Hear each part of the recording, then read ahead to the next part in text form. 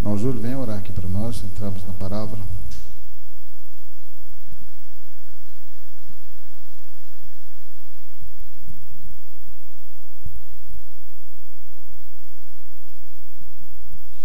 Senhor meu Deus, nesse momento, já louvamos o Teu nome e chegou a hora mais esperada, que é a hora do Senhor usar o Seu servo, Senhor, para falar conosco, com a Sua amada igreja. Que o Senhor venha falar a cada um dos nossos irmãos que estão aqui presentes, que o Senhor também venha abençoar aqueles que não puderam vir. E fala com a nossa igreja agora, Pai amado, Pai querido, em nome de Jesus.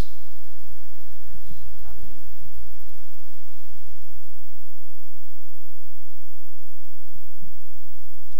Glória a Deus. É com muita alegria que nós estamos aqui novamente nessa sexta para alimentarmos da palavra do Senhor. Que esse alimento venha fazer com que nós cresçamos mais e mais. Abram vossas Bíblias em 2 Reis 19. 2 Reis 19, do 9 a 20. 2 Reis 19, do 9 a 20.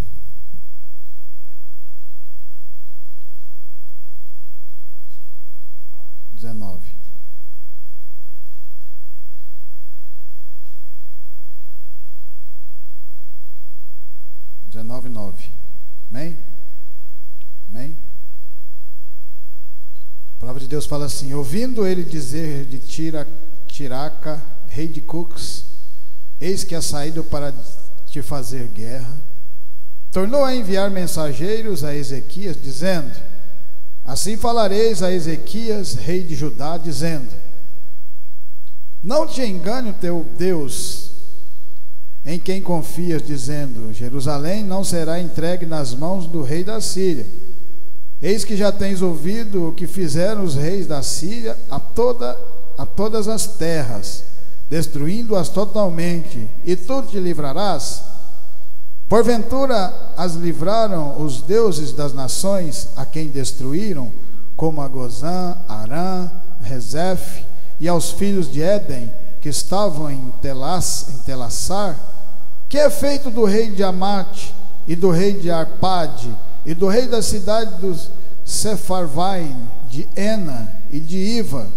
Recebendo, pois, Ezequias as cartas das mãos dos mensageiros e lendo-as, subiu à casa do Senhor. E Ezequias a estendeu perante o Senhor. E orou Ezequias perante o Senhor e disse: ó Senhor, Deus de Israel, que habita entre os querubins, tu mesmo, só tu és Deus de todos os reinos da terra. Tu fizestes os céus e a terra. Inclina, Senhor, o teu ouvido e ouve. Abre, Senhor, os teus olhos e olha, e ouve as palavras de Sanaqueribe, que lhe enviou para afrontar o Deus vivo. Verdade é, ó Senhor, que os reis da Síria assolaram as nações e as suas terras, e lançaram os seus deuses no fogo. Porquanto deuses não era mais obra de mãos de homem, madeira e pedra, por isso os destruíram. Agora, pois, ó Senhor, nosso Deus, sê servido de nos livrar da sua mão, e assim saberão todos os reinos da terra que só tu és o Senhor Deus. Então Isaías, filho de Amós, mandou dizer a Ezequias: assim diz o Senhor, Deus de Israel, o que me pedis acerca de Senaqueribe, rei da Síria, eu o ouvi. Podeis assentar, em nome do Senhor Jesus Cristo. Essa passagem aqui em 2 Reis, Ezequias foi um homem a qual agradou a Deus pelas suas atitudes. O seu pai Acaz não andou segundo a palavra do Senhor, inclusive até fez sacrifício com seus próprios filhos a outros deuses. Mas, indo contra tudo e contra todos, Ezequias assume o reino com 25 anos e coloca o povo para adorar verdadeiramente. Um povo que já estava idólatra, um povo que já estava adorando outros deuses, uma nação que já estava perdida, distanciada do Deus vivo. Um rei se levanta e age de maneira a qual agrada a Deus, quebrando os bosques, os altares de outros deuses, a serpente de bronze, a qual usada lá no deserto por Moisés, que eles estavam adorando. E ele faz um concerto com Deus, e Deus se agrada daquela atitude de Ezequias. A tribo do norte, as 10 tribos do norte, já haviam sido levadas cativas pelos assírios. Os assírios já tinham vencido a Síria e Israel, e todo o povo de Deus, e já tinha avançado para chegar em Jerusalém, já tinham entrado nas cidades de Judá, já tinham vencido várias cidades de Judá, e estava faltando apenas Jerusalém para ser habitada pelos assírios.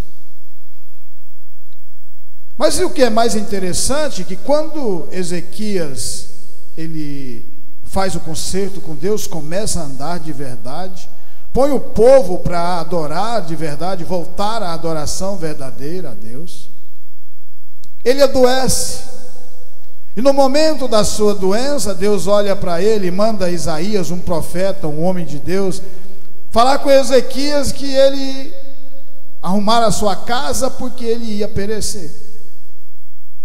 E naquele momento, Ezequias faz uma oração verdadeira, e olha para Deus e fala: eu não fui verdadeiro com o Senhor. E ele chora de verdade. E quando ele fala tudo o que ele fez para Deus, todas as coisas, fez sem que pedir nada em troca, o que nós estamos fazendo aqui hoje? Pregando essa palavra única e exclusivamente para salvar almas. E a palavra de Deus, ela não tem limites, ela pode estar aqui, ela pode alcançar uma pessoa em São Paulo, ela pode alcançar uma pessoa em Goiânia, em qualquer lugar, porque para Deus nada é impossível. A partir do momento que Ezequias abre o coração para Deus de verdade, quando o profeta Isaías vai saindo da sua casa, Deus toca no coração de Isaías e fala: volta lá e fala para o meu servo. Fala para ele que eu ouvi o clamor verdadeiro do coração. Porque quando nós oramos verdadeiramente para Deus, como nós fazemos algo de verdade para Deus, isso sobe aos céus e agrada a Deus.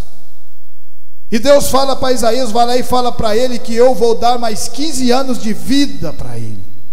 15 anos de vida para uma pessoa que já estava condenada é uma alegria. 15 anos de vida para uma pessoa que não tinha mais nem uma semana de vida, é ou não é uma bênção de Deus? E aí Deus fala para ele escolher o que ele queria. Ele falou: e como eu vou saber se é verdade ou não é mentira? Nós sabemos que Deus, a palavra é verdadeira em tudo. E Deus falou, Isaías falou para ele: escolhe se você quer que o tempo adiante ou que o tempo retroceda. Ele fala que retroceda o tempo. E Deus faz o tempo retroceder em 40 minutos. 40 minutos Deus faz o tempo voltar. Existia um relógio, uma sombra, e aquela sombra retrocedeu, mostrando o que Deus fez. E mostra para mim e para você que para Deus nada é impossível. Ele faz qualquer coisa, Ele para o tempo, Ele faz o tempo retroceder, se você for verdadeiro com Ele, assim como Ezequias estava sendo. E mais, Ele fala para Ezequias que o rei Sanaqueribe da Síria ia tentar invadir, mas ele estaria com ele. Que isso não aconteceria, porque Deus estaria com ele. Mas existem coisas na nossa vida que nós só vamos aprender na caminhada com Deus. Ezequias esquece dessa promessa. O povo começa a ser invadido, o povo de Judá começa a tomar as cidades fortalezas, as cidades fortalecidas. E quando começa a chegar em Jerusalém, Ezequias faz um trato com Senaqueribe. E desse trato ele teve que dar 20 toneladas de prata e 1 tonelada de ouro para que deixasse ele em paz. Mas a palavra de Deus fala: maldito o homem que confia no homem e não confia em Deus. A partir desse momento que Ezequias faz esse negócio, porque ele fez, porque tinha esquecido que um Deus poderoso tinha falado para ele que nada daquilo ia acontecer. E quando ele entrega tirando o ouro do templo, entrega para Sanaqueribe muda de ideia e começa a escrever, a qual nós lemos a palavra. Quem seria o Deus para que pudesse parar a Assíria?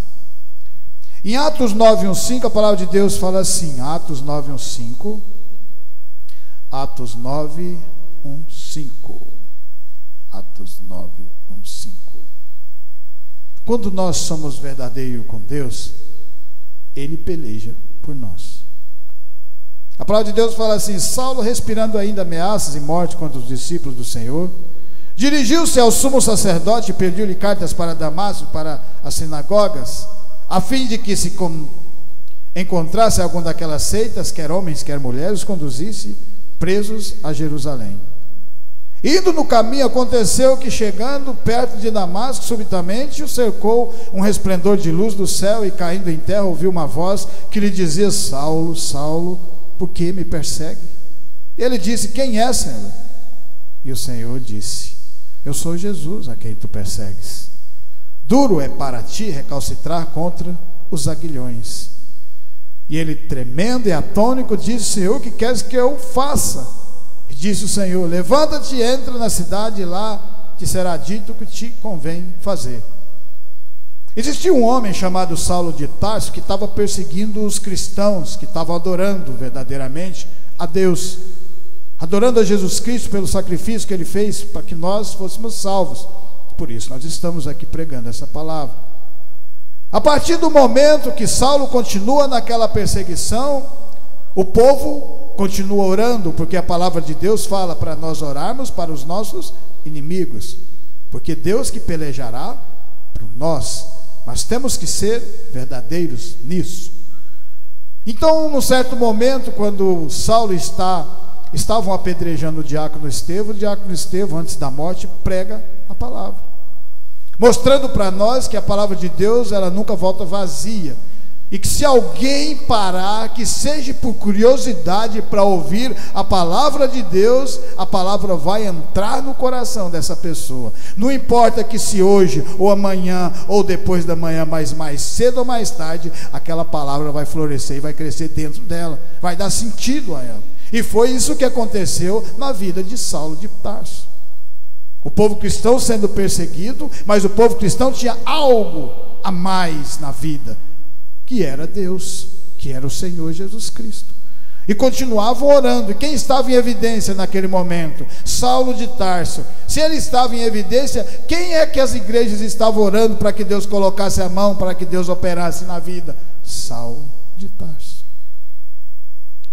Por isso, naquele momento, o Senhor fala para Ezequias, para ele não se preocupar, que ele ouviu a voz dele, o clamor dele, mas que ele já tinha falado para Ezequias no começo, quando ele estava doente, que ele estava naquele negócio, porque Ezequias tinha sido verdadeiro com ele. Ezequias pegou uma nação perdida, uma nação que não estava adorando a Deus por causa do seu pai, a casa, e ele transforma. E a coisa mais difícil é você mudar o ser humano. A coisa mais difícil na pregação da palavra é transformar o coração das pessoas que estão no mundo. Não querem, não quer de maneira nenhuma mudança, mas se encostar perto, a palavra de Deus vai falar no coração. A partir daquele momento, o rei Sanaqueribe manda um mensageiro. O mensageiro, a primeira vez que vai, ele fala para o povo, a primeira coisa que ele fala é que o povo, que Deus é que tinha mandado eles fazer aquilo, e que era para o povo concordar, e se o povo saísse, ia ter uma vida boa, aonde os assírios os levassem. E falaram também: por que vocês estão confiando em Ezequias? Pois ele não destruiu os altares que vocês adoraram, para que vocês adorassem somente em Jerusalém? Está vendo o tanto que o inimigo é astuto e esperto? O que está lá em Lucas 4, quando Jesus vai, depois de ser batizado, E a serpente, o maligno, fala: por que não transforma essas pedras em pães? Mas o povo confiou de verdade em Ezequias, porque Ezequias não fugiu da responsabilidade. Ele continuou firme, mesmo sabendo que aquela era a última fortaleza que os assírios já iam enfrentar, mesmo sabendo que a possibilidade de vencer era nula, porque já tinham passado para as cidades fortificadas de Judá, só faltava aquela. E se os assírios já tinham levado a Síria, Jerusalém não, os israelitas da tribo do norte, as 10 tribos, e mais as tribos, algumas tribos do sul, faltando só ele, como você acha que estava o coração dele? Como fica o nosso coração quando nós passamos por tal tribulação? Mas é nesse momento é que Deus vai olhar e saber se você continua fiel ou não a ele. A mesma coisa aconteceu com Saulo. Perseguiu, Deus operou na vida dele, transformou o coração através das orações da igreja. E ele passa verdadeiramente a andar sobre essa palavra. Em Êxodo 14:7, a palavra de Deus fala assim, Êxodo 14:7. Êxodo 14:7. Êxodo. Olha o que fala.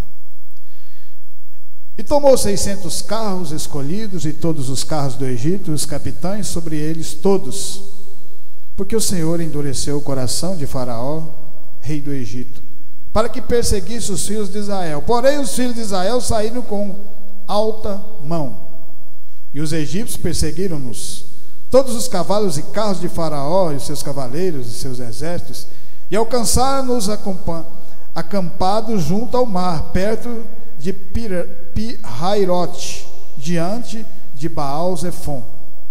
E chegando o Faraó, os filhos de Israel levantaram seus olhos, e eis que os egípcios vinham atrás dele, e tremeram muito. Então os filhos de Israel clamaram ao Senhor, e disseram a Moisés: não havia sepulcros no Egito para nos tirar de lá, para que morramos neste deserto? Por que nos fizeste isso, que nos tens tirado do Egito? O povo tinha visto Deus fazer milagres no Egito, 10 pragas aconteceu, para que eles fossem libertos. E quando eles estavam à beira do mar, a primeira coisa que Deus faz, antes de tirar aquele povo, ele faz Moisés falar com o faraó, para ele prometer entregar aquele povo na sua mão. Ele deu a sua palavra. O homem não tem palavra, mas Deus tem. O homem não importa com a palavra, Deus fala: eu zelo pela minha palavra para que ela se cumpra, para que ela se cumpra. A partir daquele momento, o povo não era mais para desacreditar em Deus, era para continuar confiante, sabendo que se Deus colocasse na beira do mar, algo ia acontecer, porque Deus tinha libertado aquele povo e não ia deixar naquele lugar. A mesma coisa acontece nas nossas vidas. Se Deus nos colocou até aqui, continuemos firmes, porque algo vai acontecer lá na frente. Porque a árvore de Deus, ela sempre cresce, e ela cresce e dá fruto, e fruto com abundância. A partir daquele momento que o povo começa a resmungar com Moisés, porque tudo que não dava certo, já ia eles para Moisés. Por que não largou nós lá? Lá tinha pelo menos muitas covas para a gente morrer. E aí Moisés fala com Deus, e Deus fala para ele: fica tranquilo, filho, eu estou com vocês têm que aprender a confiar em mim. O mesmo acontece conosco. A confiança em Deus nas nossas vidas acontece quando passamos por dificuldades e continuamos firmes. Muitos de nós aqui já passou por dificuldade e continuamos firmes. O irmão Júlio já passou por dificuldade, não foi, irmão? Desempregado, pegando toco lá na roça, colocando arame no sol quente, mas hora nenhuma não desacreditou de Deus e recebeu a benção. Está com 2 serviços e bom, glória a Deus. Mas é assim que Deus faz, é no momento de dificuldade é que nós temos que continuar firmes, saber que Deus vai dar o escape, Deus vai abrir portas. Não se preocupa não. Ezequias, em todo aquele momento que tinha acontecido aquilo, tentou comprar a liberdade, se humilhou diante de Sanaqueribe, E Deus olhando para ele, falando: você esqueceu o que eu tinha falado para você, meu filho? Mas existe um momento da vida de Ezequias que ele pega as cartas de Sanaqueribe, falando que não existia Deus em Jerusalém, falando que ele já tinha conquistado tudo, que ele ia passar por Jerusalém igual um trator. Mas ele esqueceu que em Jerusalém estava Deus. E Deus é o Criador dos céus e da terra, filho. Deus é o Criador de tudo isso aqui. Deus anda sobre as águas. Deus fez o mar abrir na frente do faraó. E aquele povo que não estava acreditando, que estava resmungando, que ia ser morto, vê o milagre acontecer diante dos seus olhos. Por quê? Porque existia o Moisés que confiava neles. Na vida de Ezequias existia Isaías na vida dele. Um homem de Deus, a qual recebia de Deus a palavra e passava para ele e falava: continua firme, fica tranquilo, eu estou com você, tenha fé no seu coração, você fez algo bonito para Deus, você fez um povo mudar o coração e me adorar, o verdadeiro sentido, um povo que já estava perdido nas concupiscências, nas adorações de Baal e todos os deuses com D minúsculo. E Ezequias vai lá e põe tudo em ordem como tinha que ser, porque a coisa mais difícil, se você notar, é a mudança do povo. Um povo 400 anos cativo, na beira da liberdade, está reclamando com Moisés. Parece que não viram os milagres acontecer. E às vezes isso acontece nas nossas vidas, parece que a gente não vê Deus fazer os milagres. Aí continua firme, filho. O que está faltando? Orar? Então vamos orar mais, porque é na oração que Deus dá poder. Pois foi na oração de Ezequias, com o coração aberto de verdade, foi que o milagre aconteceu. E aí Deus fala assim: não precisa nem você lutar, que quem vai lutar sou eu. Porque Deus coloca o povo no deserto para caminhar e aprender a adorar a Deus, a conhecer a Deus. Nós só vamos conhecer a Deus nas dificuldades. Nas dificuldades. E aí Deus abre o mar e faz um milagre. Mais um milagre de tantos que esse povo viu. Mas isso foi o suficiente? Não. Mas isso foi mais um cumprimento para eles continuarem andando com Deus. Em Lucas 4, 5, 8, olha o que acontece. Lucas 4, 5, 8. Você lembra que quando Sanaqueribe chega a primeira vez, que ele já tinha invadido as cidades fortificadas de Judá, faltava só Jerusalém, Ezequias tenta negociar com ele. Olha o que acontece quando você tenta negociar com o homem. Lucas 4. Olha o que acontece quando você negocia. Olha o que a gente aprende com Jesus. Olha o que nós aprendemos com Deus. 4, 5, 8, ó. E o diabo, levando a um alto monte, mostrou-lhe no momento de tempo todos os reinos do mundo. E disse-lhe o diabo: dar-te-ei a ti todo este poder e sua glória, porque a mim me foi entregue e dou a quem quero. Portanto, se tu me adorares, tudo será seu. E Jesus respondeu e disse: vai-te, Satanás, porque está escrito: adorarás o Senhor teu Deus e só a Ele servirás. Glória a Deus porque Ezequias fez a vontade de Deus no começo. Foi lá, organizou a casa, o templo, pôs o povo para adorar de verdade, fez o povo glorificar a Deus de verdade, tudo aquilo acontecendo na vida deles, tudo. E isso fez com que Deus desse essa oportunidade para Ezequias, que quando ele tenta se negociar com um rei, o rei o engana. O rei o enganou.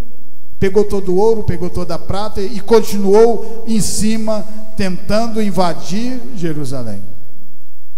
Mas Deus estava lá protegendo. Jesus Cristo aqui, o diabo oferece tudo para ele. O que é que Jesus fala? Não quero. Não quero, porque eu sei o final, o que é que acontece. O que é que acontece quando nós pegamos coisas do mundo? O que é que aconteceu com Judas Iscariote quando vendeu Jesus por 30 moedas de prata? Ele vendeu Jesus por 30 moedas de prata, fez aquilo que o diabo queria e depois se enforcou. Quando você faz a vontade do diabo, o que acontece? É isso, você se enforca. Você mesmo faz a forca, põe no pescoço. Porque nada que o diabo dá para você é de graça. Nada. Tudo que ele dá para você, ele quer algo em troca. Ele quer a sua vida em troca. É por isso que as pessoas continuam no mundo correndo atrás da concupiscência dos olhos, da soberba da vida, da concupiscência da carne, perecendo cada dia mais, se distanciando de Deus cada vez mais. Aconteceu com grandes homens de Deus, aconteceu com pessoas que não eram para acontecer, pessoas que tiveram histórias com Deus. Salomão foi um deles. Salomão era uma pessoa culta, Deus apareceu 2 vezes para ele, Deus falou no coração dele, recebeu o templo que ele fez, o templo que Davi, seu pai, desenhou. Deus habitou lá dentro. Mas Deus quer habitar no nosso coração. E quando ele se perde nas adorações, negociando com o mundo, e aí Deus vai se afastando, e no final ele já não adorava a Deus mais. Temos que continuar firmes. Ezequias tinha tudo para dar errado. Ele era para dar continuidade àquilo que seu pai Acais estava fazendo, mas ele muda. Ele olha aquilo e não aceita aquele povo sofrer daquela maneira, se perder de Deus, adorando outros deuses. Um povo que tem uma história maravilhosa, uma história de um Deus que tirou aquele povo do cativeiro. Essa história também é minha, é sua e é nossa, porque também somos filhos na fé, filhos de Abraão, porque Abraão foi justificado pela fé dele. Saia da tua casa, da tua parentela, que lhe mostrarei. Olha as estrelas no céu. Já imaginou que bonito? Deus ao lado de Abraão, falando para ele: olha as estrelas, sua descendência será igual às estrelas. Somos nós, aqui hoje, pregando esse evangelho, porque foi passado de geração em geração, porque um Ezequias resolveu se levantar com Deus e acreditar de verdade, fé no coração, e lutar com a nação poderosíssima daquela, que só faltava Jerusalém para se dobrar, mas ele continuava falando com Deus, o Criador dos céus e da terra, e é onde acontece o milagre nas nossas vidas. Por isso Jesus diz: sai de Satanás, que apenas a Deus adoraremos, porque nada que ele oferece é de bom grado. Em Salmo 91, 7, a palavra de Deus fala assim, Salmo 91, 7, Salmos 91, Salmos 91, esse todo mundo conhece, esse é o Salmo aberto, né? Toda a Bíblia fica aberta nele, mas tem que praticar, só abrir não adianta. Aquele que habita no esconderijo do Altíssimo, a sombra do Onipotente descansará à direita do Senhor. Ele é o meu Deus, o meu refúgio, a minha fortaleza, e nele confiarei, porque ele te livrará do laço do passarinheiro e da peste perniciosa. Ele te cobrirá com as suas penas, e debaixo das suas asas estará seguro. A sua verdade é escudo e broquel. Não temerás espanto noturno, nem seta que voa de dia, nem peste que ande na escuridão, nem mortandade que assole ao meio-dia. 1000 cairão ao teu lado e 10.000 à tua direita, mas tu não serás atingido. Isso é o que acontece na vida de pessoas que têm fé no coração, porque nós não andamos ao acaso, nós andamos com uma missão de levar o Evangelho. Nós levamos o Evangelho e somos protegidos pela palavra do Senhor. É assim que ele faz na vida de cada um daqueles homens. Ou você acha que Davi conseguiu derrubar Golias com a sua própria força? Não, ele derrubou com a fé que ele tinha em Deus no seu coração. Você acha que um ser humano que não tem fé consegue fazer uma arca, 90 anos da sua vida, com poucas pessoas? Isso é ter fé de verdade. E as pessoas olham e vê aquilo acontecendo e falam: não estou entendendo mais nada, já era para ter desistido. Mas o homem de Deus não desiste, a mulher de Deus não desiste, porque ela conhece de verdade o que é fé no coração, e continua avançando. Continua avançando. O povo estava para invadir a nação mais poderosa daquele tempo, os assírios. estava para entrar em Jerusalém, mas existia uma mão poderosa que estava segurando eles, protegendo eles, esperando o momento certo, esperando Ezequias fazer a oração, porque a palavra tem poder. A oração de um justo vale muito em seus efeitos. A palavra de Deus fala isso. Mas tem que ser aquele momento que você abre o coração e fala de verdade com Deus, porque Ele sempre ouve cada um de nós.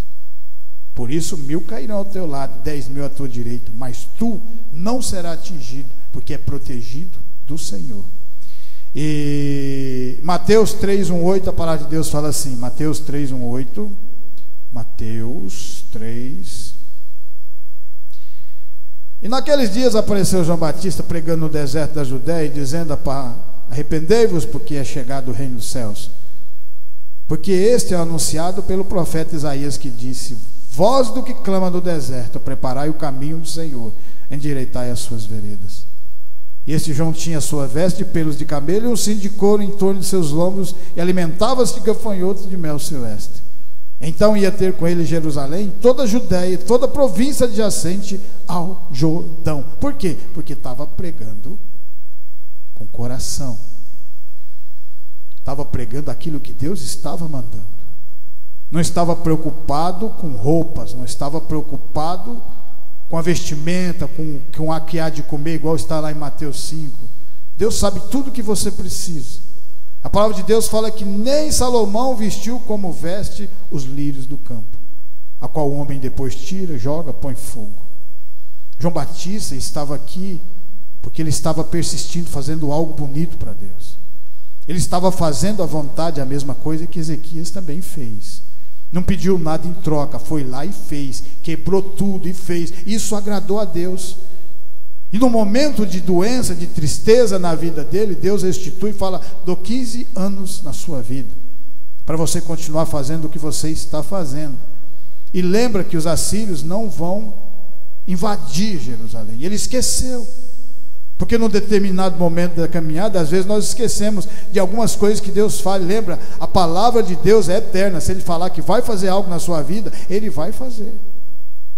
Não importa com a dificuldade. Por isso que no final João Batista estava batizando milhares e milhares de pessoas.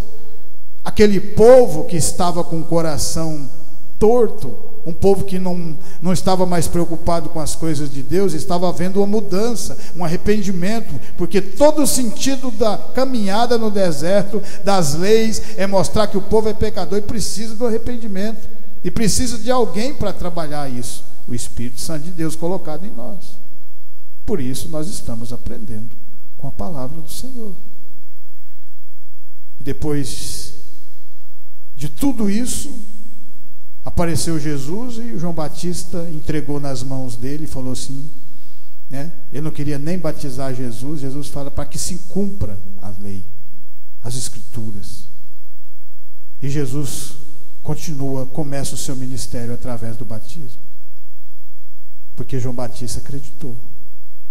A mesma coisa acontece com Ezequias, quando ele faz aquela oração: recebendo, pois, Ezequias as cartas das mãos dos mensageiros e lendo-as, subiu à casa do Senhor. Nas dificuldades e nas angústias, é na casa do Senhor é que nós somos fortalecidos. Ezequias já não olhava para todo aquele povo, soldados lá fora dos muros, e já estava desanimado. Mas aí ele fala com Deus, com o coração quebrantado, e Deus ouve. E ele faz uma das orações mais bonitas da palavra: ó Senhor Deus de Israel, que habita entre os querubins, tu mesmo, só tu és Deus de todo o reino da terra, tu fizeste os céus e a terra. Inclina, Senhor, o teu ouvido e ouve. Abre, Senhor, os teus olhos e olha. Ouve as palavras de Senaqueribe, que lhe enviou para afrontar o Deus vivo. Verdade é, ó Senhor, que os reis da Síria assolaram as nações e as suas terras, e lançaram seus deuses no fogo, porquanto deuses não eram, mas obra das mãos do homem, madeira e pedra, por isso os destruíram. E depois que ele faz a oração, a palavra de Deus fala assim: Sucedeu, pois, que naquela mesma noite saiu o anjo do Senhor e feriu no arraial dos assírios a 185.000 deles. E levantando-se pela manhã cedo, eis que todos eram corpos mortos. Então Sanaqueribe, rei da Síria, partiu e foi, e voltou e ficou em Nínive. E sucedeu que, estando ele prostrado na casa dos Nisroque, seu deus, Adrameleque e Serezer, seus filhos, o feriram a espada. Porém eles escaparam para a terra de Ararat, e Esar-Hadon, seu filho, reinou em seu lugar. Então, quando Ezequias olha para Deus de verdade, ele faz o clamor ao Senhor, dentro do templo, dentro da casa do Senhor. O Senhor não só interfere nessa luta, mas como ele vai sozinho, ele manda um único anjo, dizendo: essa briga agora é minha, porque esse povo é povo meu. Porque o povo que busca a Deus se torna povo de Deus. E por isso nós estamos aqui reunidos, e eu agradeço essa rica e maravilhosa oportunidade, em nome do Senhor Jesus Cristo. Que o Senhor continue nos fortalecendo cada vez mais, nos dando entendimento cada vez mais, para que nós continuemos a fazer igual fez Ezequias, de coração aberto, fazer o clamor ao Senhor, para que o Senhor continue no meio de nós, para que o Espírito Santo de Deus continue nos guiando, nos alimentando, nos fortalecendo, e continua transformando a sua igreja em nome de Jesus. Amém? Irmão Júlio, vem orar.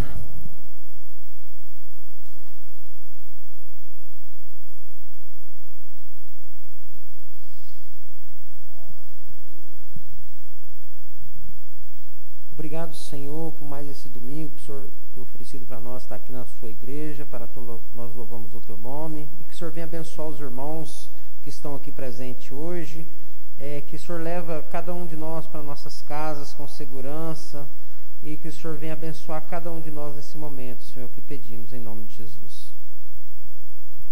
Amém. Domingo não, né? Sexta, né? Estenda as mãos.